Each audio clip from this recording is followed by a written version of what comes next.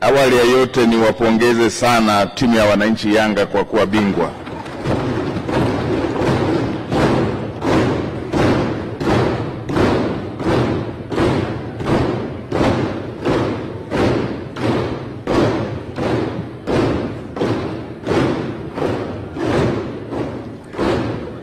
Na Mheshimiwa Spika, kwa takwimu hizo za jana ni dhahiri sasa mtoto aliyeanza form 1 mpaka amemaliza form 4 hajaona Simba akiwa bingwa. Mheshimiwa Spika, kwa mujibu wa ibara ya 63(3)(a) ya Katiba ya Jamhuri ya Muungano wa Tanzania mwaka 1977, ninaomba kuwasilisha azimio la kuridhia mkataba wa uanzishwaji wa Shirika la Fedha la Afrika wa mwaka 2007, the Agreement for Establishment of African Finance Corporation. Mheshimiwa Spika, chimbuko la azimio la kuridhia mkataba wa uanzishwaji wa Shirika la Fedha la Afrika wa mwaka 2007, ibara ya 19 kipengele cha 3 ya mkataba wa uanzishwaji wa Shirika la Fedha la Afrika unaozitaka nchi zinazojiunga na shirika hilo baada ya kusainiwa kwa mkataba kuwasilisha hati ya kuridhia masharti ya mkataba huo, Instrument of Ratification. Mheshimiwa Spika, mkataba wa uanzishaji wa Shirika la Fedha la Afrika, the Africa Finance Corporation AFC, ulisainiwa tarehe 28 Mei mwaka 2007. Shirika hili ambalo makao yake makuu yako nchini Nigeria linamilikiwa kwa ubia baina ya sekta binafsi na sekta ya umma. Sekta ya umma inamiliki 59% ya hisa zote na sekta binafsi inamiliki 41% ya hisa zote. Mheshimiwa Spika, aidha umiliki wa sekta binafsi unajumuisha umiliki wa 2% kwa pamoja wa mashirika ya kimataifa ambayo ni Benki ya Maendeleo ya Afrika na Shirika la Bima la Afrika. Hadi Mei 2025, nchi 44 za Afrika zimejiunga na shirika hilo, na kati ya nchi hizo 28 zimejiunga kama wanachama pekee na nchi 16 zimejiunga kama nchi wanahisa. Mheshimiwa Spika, nchi ambazo zinamiliki hisa ni pamoja na Nigeria na mashirika yake kupitia Benki Kuu ya Nigeria yenye hisa 38.3%, Angola 0.54%, Benin 0.06%, Botswana 0.06%, Cape Verde 0.03%, Cote d'Ivoire 0.31%, DRC 0.16%, Misri 3.73%, Gabon 1.64%, Ghana 1.05%, Guinea 0.03%, Kenya 0.11%, Mauritius 0.61%, Sierra Leone 0.07%, Togo 0.16% na Zimbabwe 0.03%. Nchi ambazo zimejiunga kama wanachama pekee ni Ethiopia, Guinea Bissau, Burkina Faso, Burundi, Comoros, Congo Brazzaville, Gambia, Liberia, Jamhuri ya Madagascar, Malawi, Mali, Mauritania, Morocco, Namibia, Niger, Rwanda, Sao Tome and Principe, Senegal, Somalia, Jamhuri ya Sudani Kusini, Tunisia, Uganda, Zambia, Chadi, Djibouti, Eritrea na Eswatini.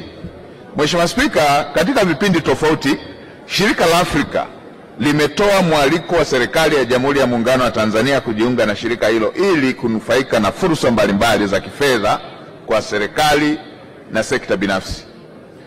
Mheshimiwa Spika, kwa upande wa madhumuni ya uanzishwaji wa AFC ni kuziwezesha nchi wanachama kupata fedha kwa ajili ya uwekezaji, kuwezesha biashara ya ndani na nje ya Afrika, kuchangia katika maendeleo ya kisekta, mathalan nishati na uzinduaji, kutoa mikopo ya kibiashara, taasisi za kifedha za Afrika, pamoja na kujihusisha shughuli nyingine za kibenki kwa lengo la kukuza uwekezaji.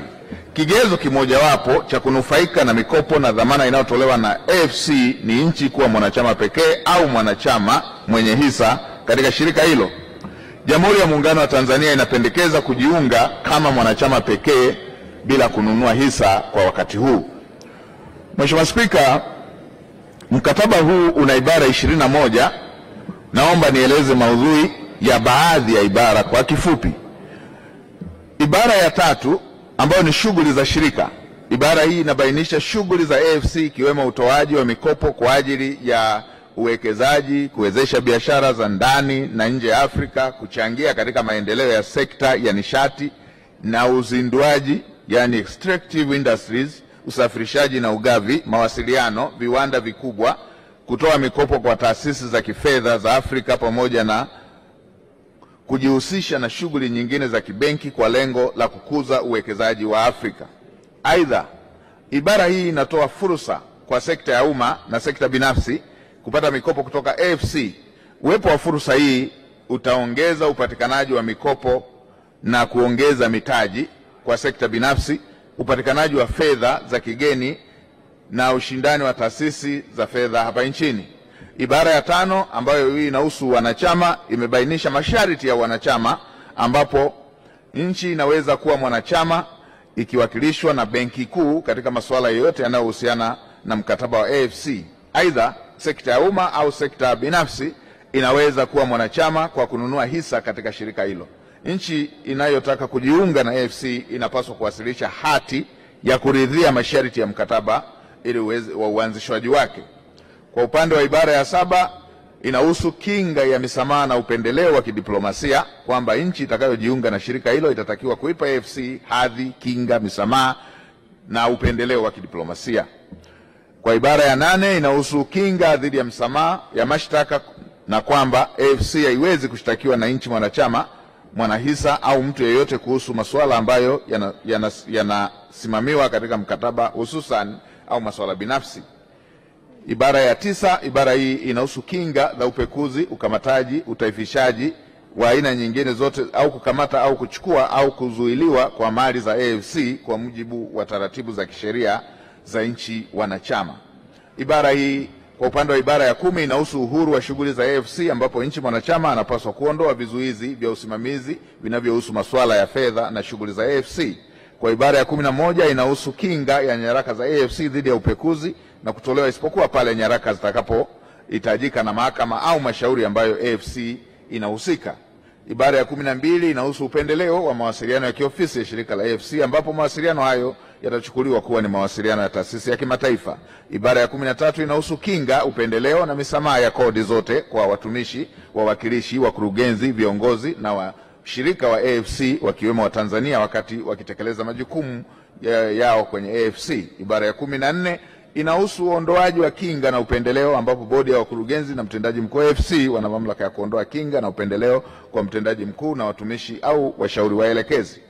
Mheshimiwa Spika, kwa upande wa ibara ya 15 hii inahusu msamaha ya kodi, ambayo imebainisha ulazima wa nchi kutoa msamaha au ushuru wa forodha wa kodi zote za AFC, mali, mapato, shughuli zote na uendeshaji wa fedha za AFC, ikiwemo mawakala wanaofanya malipo kwa AFC kupewa msamaha wa kodi zilizopo katika sheria za nchi au zitakazoainishwa baadaye katika sheria za kodi. Misamaha hiyo ni pamoja na msamaha wa kodi kwenye mali, akiba, mtaji, gawio, mkopo wa dhamana, uwekezaji, riba, malipo ya wakala, faida, ada, mapato, fedha zinazopatikana au mapato yanayotokana na uwekezaji. Ibara ya 19 kifungu kidogo cha 3, hati ya kuridhia mkataba. Mheshimiwa Spika, kwenye upande huu ibara hii inazitaka nchi wanachama zitakazojiunga baada ya mkataba kusainiwa ziwasilishe hati ya kuridhia mkataba kwa mujibu wa katiba au mamlaka ya nchi husika. Mheshimiwa Spika, kwa upande wa matokeo na faida za kuridhia mkataba wa AFC ni kwamba Jamhuri ya Muungano wa Tanzania kwa kuridhia mkataba huu itaweza kunufaika katika masuala mbalimbali, ikiwemo kuongezeka kwa wigo wa mikopo kwa ajili ya uwekezaji hapa nchini. Mheshimiwa Spika, kama nilivyosema juzi, tunapoongelea mikopo hatumaanishi mikopo ya serikali. Hapa tunamaanisha sekta binafsi, yakiwemo mabenki na makampuni yanayofanya kazi hapa nchini ambayo yanahitaji kukuza mitaji. Taasisi za fedha za ndani kunufaika na fedha kutoka shirika la AFC ambazo zinatumia kutoa mikopo kama ambavyo nimetoka kusema kwa sekta mbalimbali za kiuchumi, yani on lending na refinancing facilities. kukuza ajira nchini kwa kuwa taasisi zitakazonufaika na mikopo zitaajiri wafanyakazi katika sekta binafsi na serikalini na kuipatia serikali mapato ya kodi. Na ni kuwezesha upatikanaji wa misaada na ushauri wa kitaalamu katika kuandaa, kufadhili na utekelezaji wa miradi na programu mbalimbali za maendeleo. Na kuvutia uwekezaji nchini kutokana na taasisi hiyo kuwa na baadhi ya A3 rated katika huduma za kimikopo. Mheshimiwa Spika, kwa upande wa mambo ya kuzingatia wakati wa kuridhiwa mkataba wa uanzishwaji wa AFC, serikali inapendekeza kuweka mazingatio ambayo tumesema tutakuwa na mazingatio katika baadhi ya maeneo ambayo tumeyabainisha katika kipengele cha 3, cha 5, 13 na 14. Inapendekezwa kwamba tutakuwa na mazingatio katika maeneo ambayo tumeyaorodhesha. Mheshimiwa Spika, baada ya maelezo hayo, naomba kuwasilisha azimio la kuridhia mkataba wa uanzishwaji wa shirika la fedha la Afrika wa mwaka 2007, Agreement for Establishment of African Finance Corporation, kama ifuatavyo. Mheshimiwa Spika, kwa kuwa mkataba wa uanzishwaji wa shirika la fedha la Afrika, Africa Finance Corporation, yani AFC, ulisainiwa na kuanza utekelezaji wake tarehe 28 Mei 2007 na makao makuu ni Lagos, Nigeria. Shirika hili linamilikiwa kwa ubia baina ya sekta binafsi na umma. Sekta ya umma kupitia Benki Kuu ya Nigeria inamiliki 59% ya hisa zote na sekta binafsi inamiliki 41% ya hisa zote. Aidha, 2% ya hisa zinazomilikiwa na sekta binafsi zinamilikiwa kwa pamoja na mashirika ya kimataifa ikiwemo Benki ya Maendeleo ya Afrika yani AfDB na shirika la bima la Afrika yani Africa Reinsurance Corporation. Kwa kuwa AFC ilianzishwa kwa lengo la kuongeza kasi ya ukuaji wa uchumi na maendeleo ya viwanda kwa nchi za Afrika kama bara na kwa nchi moja ambapo hadi Machi 2025 jumla ya nchi 44 za Afrika zilikuwa zimejiunga na shirika hilo. Kati ya nchi hizo 28 zimejiunga kama wanachama pekee na nchi 16 zimejiunga kama wanachama wanahisa. Kwa kuwa hadi Disemba 2024 shirika lilikuwa na mali assets zenye thamani ya dola za Kimarekani bilioni 14.4 na hisa hizo na riba yani equity zenye thamani ya dola za Kimarekani bilioni 3.9 katika miradi mbalimbali barani Afrika na katika sekta ya miundombinu, nishati, uchukuzi, mawasiliano na viwanda. Kwa mujibu wa taarifa ya fedha ya mwezi Septemba 2024, tangu kuanzishwa kwake shirika hilo linagharamia dola za Kimarekani bilioni 14.79 miradi katika miradi ya nchi wanachama 34. Kwa kuwa katika vipindi tofauti kutoka mwaka 2021 AFC kupitia Wizara ya Mambo ya Nje ya Ushirikiano wa Afrika Mashariki imekuwa ikiialika serikali ya Jamhuri ya Muungano wa Tanzania kujiunga na AFC, ambapo pamoja na masuala mengine maombi haya yametokana na baadhi ya wawekezaji nchini kuwasilisha maombi ya kupata mikopo kutoka katika shirika hilo bila mafanikio kutokana na Jamhuri ya Muungano wa Tanzania kutokuwa mwanachama. Kwa kuwa Jamhuri ya Muungano wa Tanzania kuridhia mkataba wa uanzishwaji wa AFC na kujiunga kama mwanachama pekee kunaweza kuiwezesha Jamhuri ya Muungano wa Tanzania kupata manufaa mbalimbali ikiwemo kuvutia uwekezaji mpya.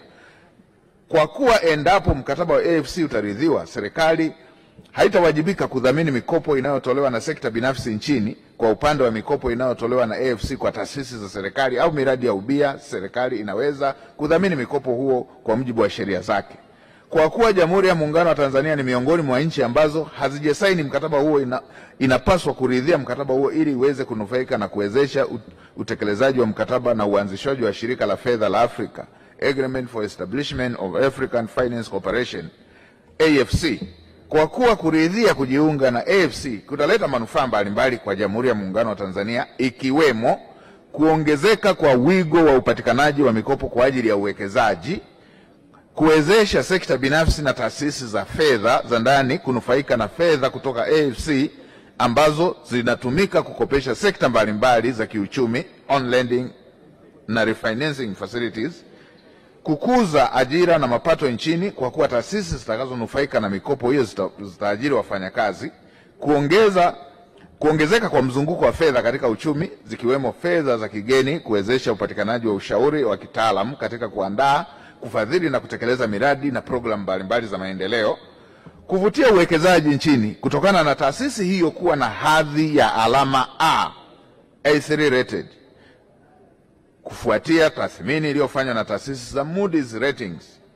Kwa kuwa matokeo haya yanaweza kujitokeza ni pamoja na AFC kutoa mikopo kwa masharti ya kibiashara na hivyo kuwa na gharama kubwa ya mikopo ikilinganishwa na mashirika mengine yanayotoa mikopo kwa masharti nafuu, kupunguza wigo wa kodi kutokana na shirika hilo kuomba kusamehewa kodi, na kwa kuwa ibara ya 19 ya mkataba wa kimataifa wa Vienna wa mwaka 1969 inaruhusu nchi kuweka maangalizo ama reservation, na kwa kuwa uchambuzi wa kina uliofanywa na serikali umebaini maeneo hayo, ibara ya 3 pamoja na ibara zingine, na kwa kuwa ibara ya 5 ya mkataba wa uanzishaji wa AFC wa wanachama, yani membership, ibara ya 5.3 ya mkataba inaainisha kuwa nchi inaweza kujiunga na shirika la AFC bila kununua hisa, yani membership of corporation shall be acquired upon subscription of shares of the corporation in accordance with provisions of this agreement. Kwa kuwa Jamhuri ya Muungano wa Tanzania imekuwa ikilipa gharama kubwa za wanachama katika mashirika ya kimataifa, inapendekezwa kuweka angalizo katika ibara hii kuwezesha nchi kujiunga pasipo kununua hisa kwa sasa. It should not be a requirement to subscribe shares in the AFC organization in order to become a member. Angalizo hili limewekwa na nchi ya Liberia, Ethiopia, Somalia wakati zinaridhia mkataba wa kujiunga na shirika hilo.